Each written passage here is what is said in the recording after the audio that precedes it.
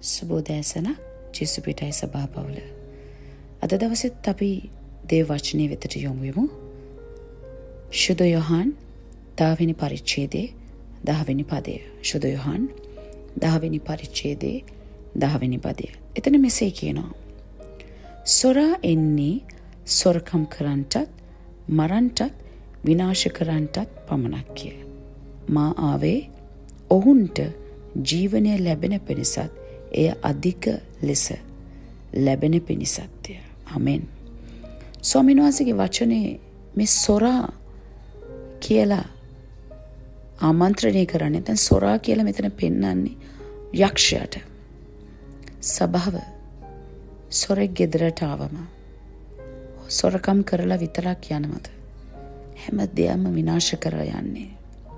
පුළුවන් නම් ඔබ නැත්තම් කවුරු හරි මිනිස්සෙක් ඒ ගෙදර හිටියොත් ඒ මිනිස්සයවත් මරලා තමයි යන්නේ.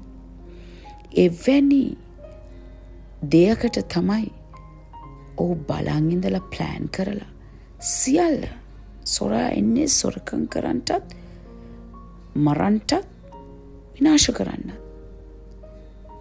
යක්ෂය අපේ ජීවිතයට ඇවිල්ලා තියෙන අපේ සතුට අපට තියෙන ආශිර්වාද සොරකම් කරන්න විනාශ කරන්න. ඔබ හොඳට මතක තියාගන්න. ඔබ අවදියෙන් ඉන්න ඔබටත් කොයි පැහේ කොයි මොහොතේ සොරෙක් ලෙස යක්ෂයිද කියලා දන්නේ. ඒක හිතන්න නැති පැත්තකින් වෙන්නට පුළුවන්. සමහරක් වෙන මානසිකව, සමහරක් විට යම්කිසි දෙයක් තුළින්, ඔබ කරන රැකියාව තුළින් එන්නට පුළුවන්. අද අපේ මේ ගොඩක් අය කතා කරනවා මේ ડિප්‍රෙෂන් එක කියනවා. සබාව ડિප්‍රෙෂන් එක කියන්නේ එක හිසරදයක්. අධික ඉසේ වේදනාවක්. මේක ඩිප්‍රෙෂන් එකට වඩා ගිය යක්ෂයාගේ බලපෑමක්. නැත්තම් යක්ෂයා දාන රෝගයක්. මේ රෝගය ආවම ගොඩක් අය මන් දකිනවා ඉවසිලිවන්තකම අඩු වෙනවා. දරා ගැනීම අඩු වෙනවා. හරියට කේන්ති යනවා, සැක කරනවා. සමහරක් අය ડિප්‍රෙෂන් එක වැඩි වුණාම ඔවුන්ගේ ජීවිතය පවා නැති කරගන්නවා. ජීවිතයක් නැති කරගන්න තැනට යන්නේ යක්ෂයාගේ ක්‍රියාව. ඉතින් ඔබ හොඳට මතක තියාගන්න. ස්වාමීන් වහන්සේට ඔබ වෛති. උන්වහන්සේ මේ පොළවට ඇවිල්ලා ඔබ මා වෙනුවෙන් උන්වහන්සේගේ අනර්ග ජීවිතය දුන්නා. මම ස්වාමීන් වහන්සේගේ වචනේ මෙතන කියන විට උන්වහන්සේ එලිදරව් කරන්නේ මම ආවේ ඔවුන්ට ජීවනය දෙන්න. යක්ෂය ඇවිල්ලා ඉන්නේ ඔයාගේ ජීවනය අරගෙන යන්න, ඔයාගේ සතුට අරගෙන යන්න, ඔයාගේ තියෙන සමාදානය අරගෙන යන්න, ඔයා දෙවියන්සෙත් එක්ක තියෙන සම්බන්ධතාවය නැති කරන්න. නමුත් යේසුස් වහන්සේ කියන මම ආවේ උඹලට ජීවනය දෙන අධික ලෙස.